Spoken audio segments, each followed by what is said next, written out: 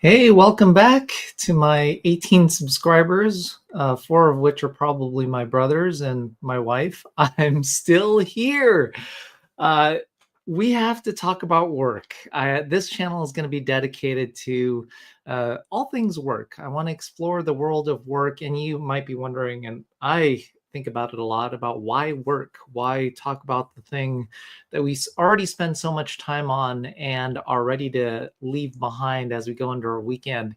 And I have to say, I love work. I do, and it's not just because the place and people that I work with and for today are all things that I love, but beyond that, even when things are difficult, when things are not so great, when you're in an environment that's a bit tough, I still love work. I still love the idea of it, and to me, the thing that's really crazy about it is that I think we know that work is important. That's how we pay the bills. That's how I pay for this hat and all of the ridiculous things that I spend my money on.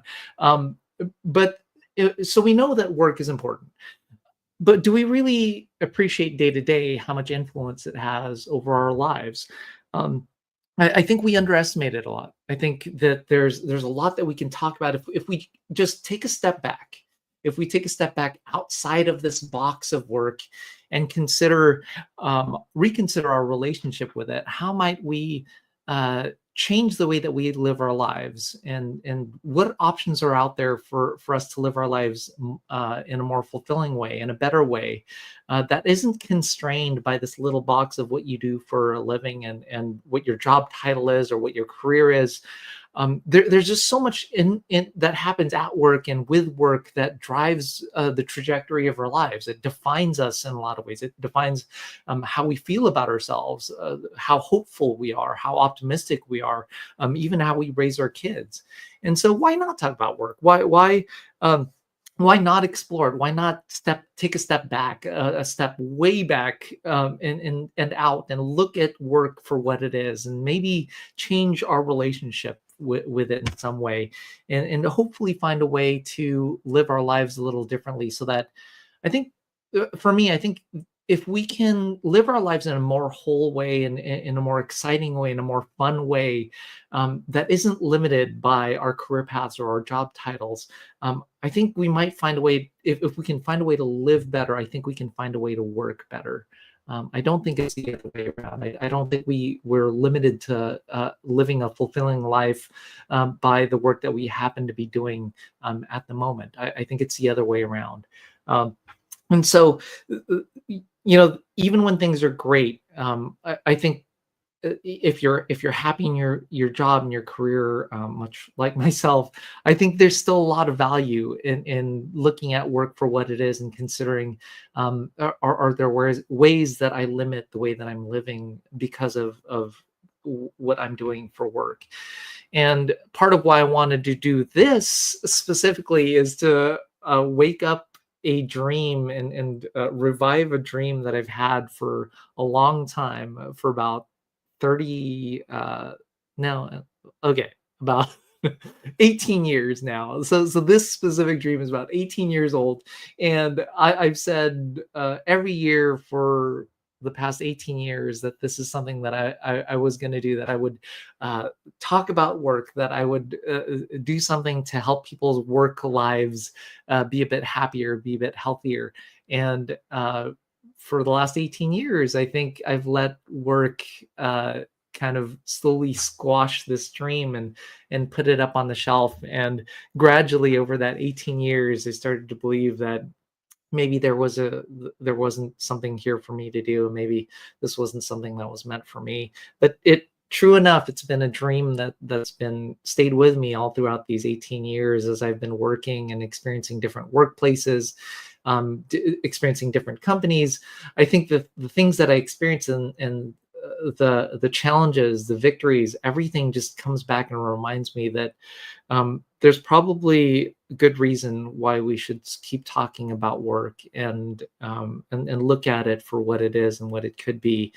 And um, and I think one thing that really stands out to me as I reflect on my work and the challenges I've had over the past couple of decades is that um, the workplace is this really great mirror for us that really shows us the truth of our humanity. There's like that idea of the professional and the personal, that somehow when you step into the walls of your work or the doors of your work, that you can separate the personal from the professional. And if you're thinking here that I should watch Severance, or have I watched Severance? I haven't yet, and I will, because I think they probably dive into this. But this idea that when you go into work, that it's the professional you, and somehow that you can suspend the personal you. But it's this illusion that we try and entertain. But it's such a fascinating thing that when you look at life through the lens of work, and how people can use the environment of work as this excuse to behave radically differently, than who they are, and and they can suspend almost the values that they live by if they're at work, and behave totally differently. And so I've seen some crazy things in workplaces, in lots of different workplaces. I worked as a consultant in lots of places. I've worked as a contractor. And so I've got to visit a lot of different workplaces and work with a lot of different people and work for a lot of different people. And, and it's really given me a different perspective about how people see work, and how they change at work, and what the workplace can do. Um, and so I study work as a hobby. I read lots of things. The One of the things I follow is the Well-being at Work book, and the studies that Gallup puts out every year. And so that's one thing I want to talk about here, is what are we learning about ourselves in the workplace, and how does that inform how we live, and how we can live better lives. um, it's just so crazy when you think about work right now, because we are living in this time when we have all of this amazing technology. We have AI that's going to be helping us, and Bill Gates, I think, recently gave a talk about how AI is going to change business in the workplace. But we live in this very strange time where I think globally, that there's this narrative that we need to be physically at work, the return to office thing, and we'll talk about that too more. But so we're living in this time where it's being said we need to be in the office, come to the office. And so it's almost like the workplace is calling us all back and saying you need to be in the office, but at the same time we are rapidly trying to replace you with AI. And so it's just this weird dichotomy that uh, the workplace needs your loyalty even more than ever, in order for you to work more quickly to replace yourselves with AI. And so it's just a strange thing. And so when you think about it, the work, our workplace, your work, our work, my work, it has this crazy influence over us, that when you think about how much time we spend at work, I think the statistics are all over the place about how much time we spend at work versus at home and with our loved ones. And I think it's probably a reality for a lot of people, that the people you spend time with at work are the people who you spend the most time with. And when you consider that, there's that quote, I forget who it's by, but that quote about you're the average of the five people you spend the most time with. That factor that in. If you take your workplace into that, what does that mean for us as people, about who we are, and in our experience of life. Um, and even the questions that we ask kids, that we've been asking kids for a long time now, about what do you want to be when you grow up.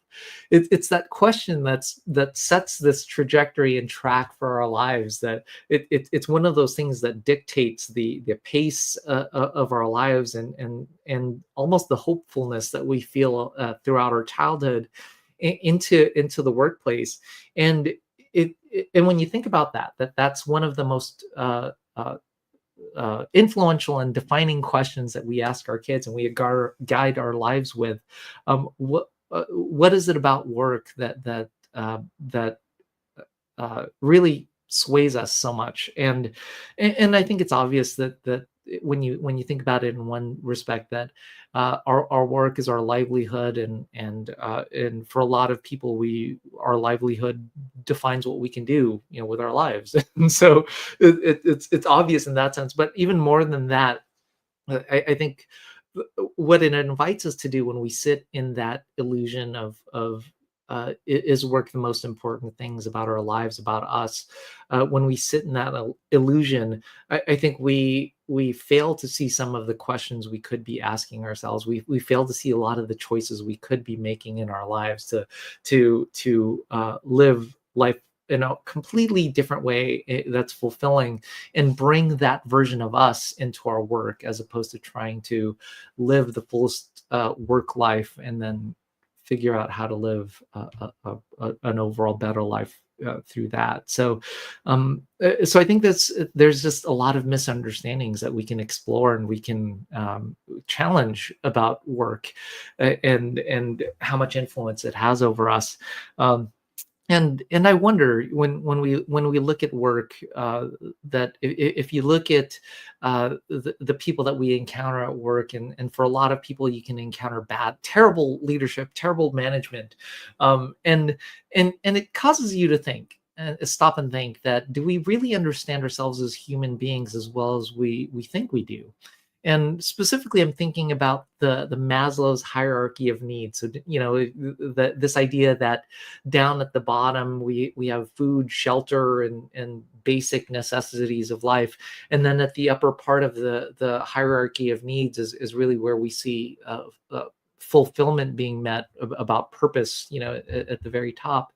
I think that model is wrong and broken in a lot of ways. And the evidence that I have is for a lot of workplaces that I've gotten a chance to visit and work through, and in a lot of tough situations, you have people that are very well educated, very well paid. They're people that by all means are not worried about starving or losing their shelter on any given day. And yet you find that there are people who are acting in a way as if their lives are being threatened, their very lives are being threatened, their survival is being threatened. And so you see a level of conflict and a level of dysfunction in at work, that if we were thinking of it purely in a Maslow's hierarchy of needs model, you would think that no one's starving, no one's worried about losing their shelter on any given day.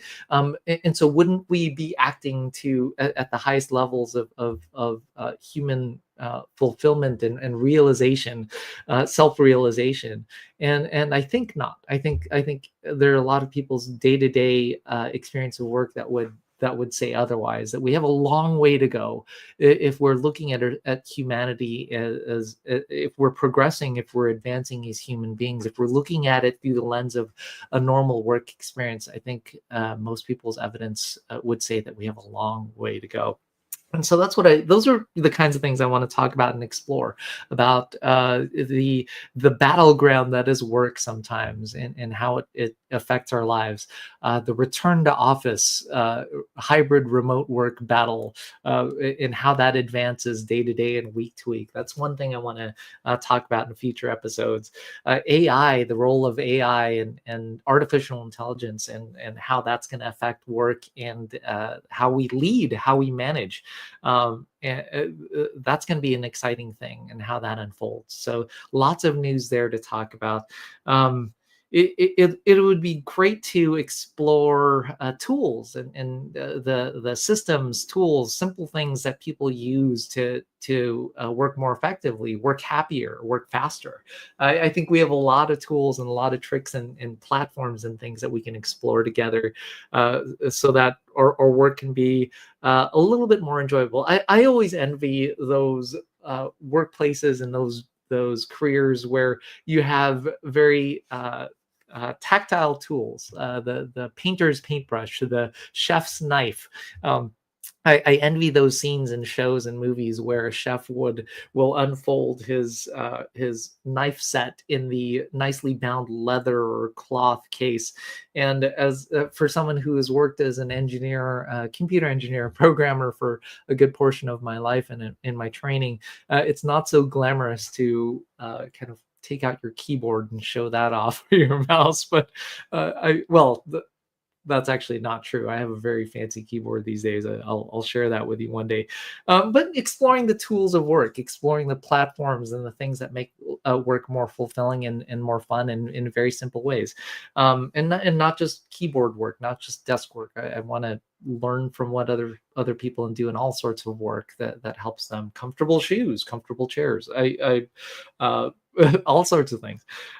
So I think there's a lot to talk about with work, and I think it could be a lot of fun. I think we could talk about things that can help us change our relationship with work in a really meaningful way.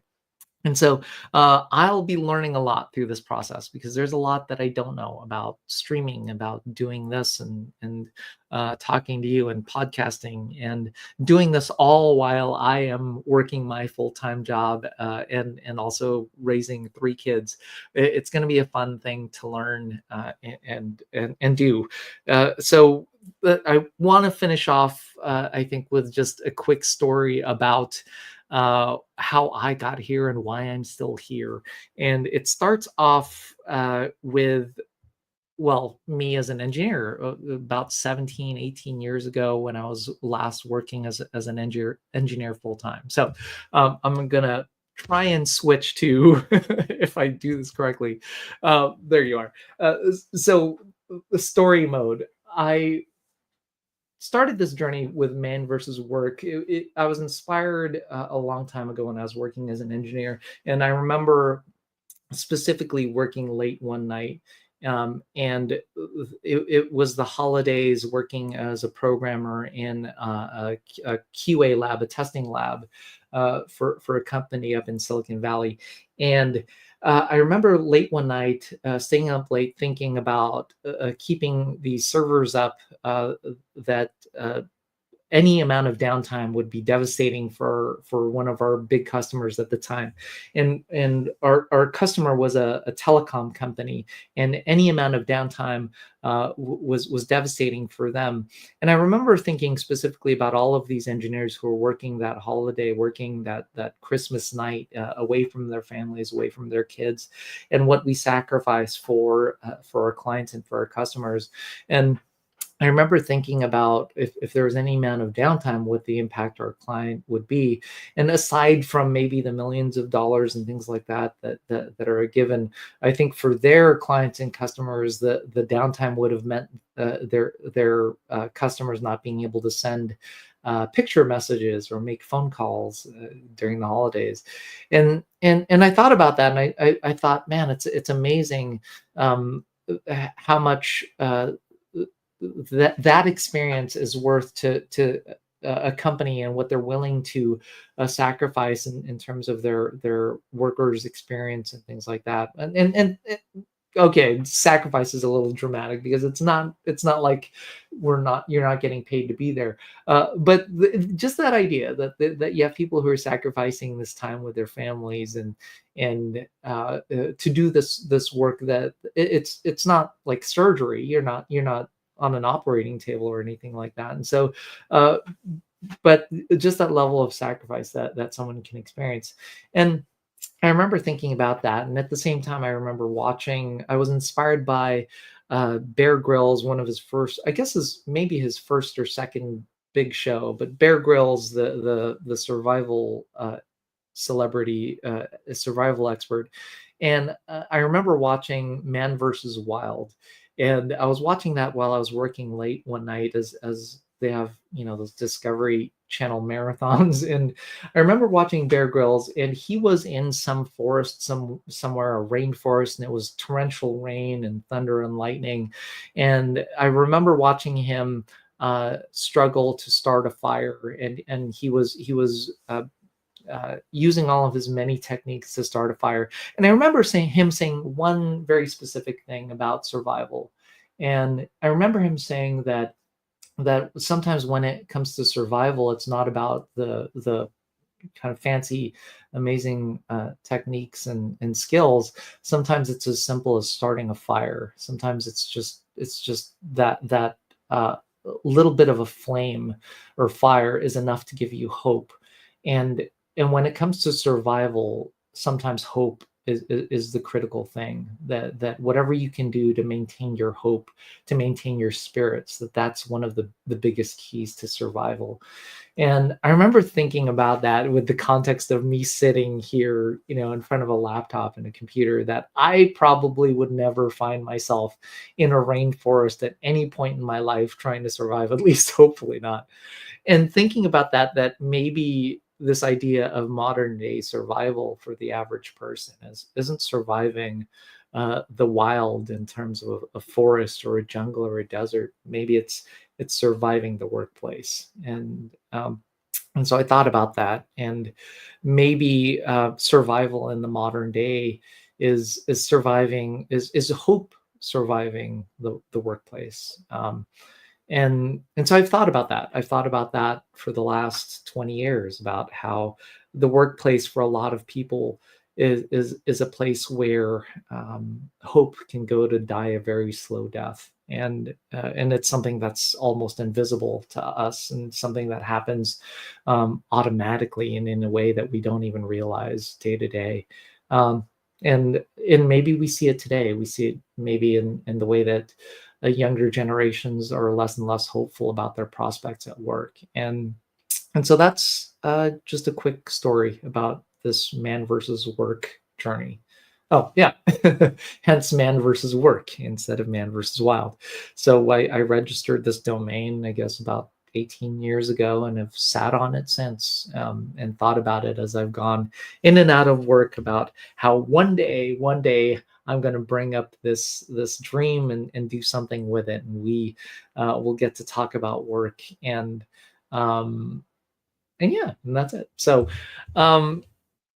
here I am. I am still here. I'm still here. I'm working every day, working and trying to keep the hope for this dream alive each day. And I think we have a lot to talk about. We have a lot of news to talk about, a lot of stories, a lot of interesting workplaces to talk about, and the things in the news.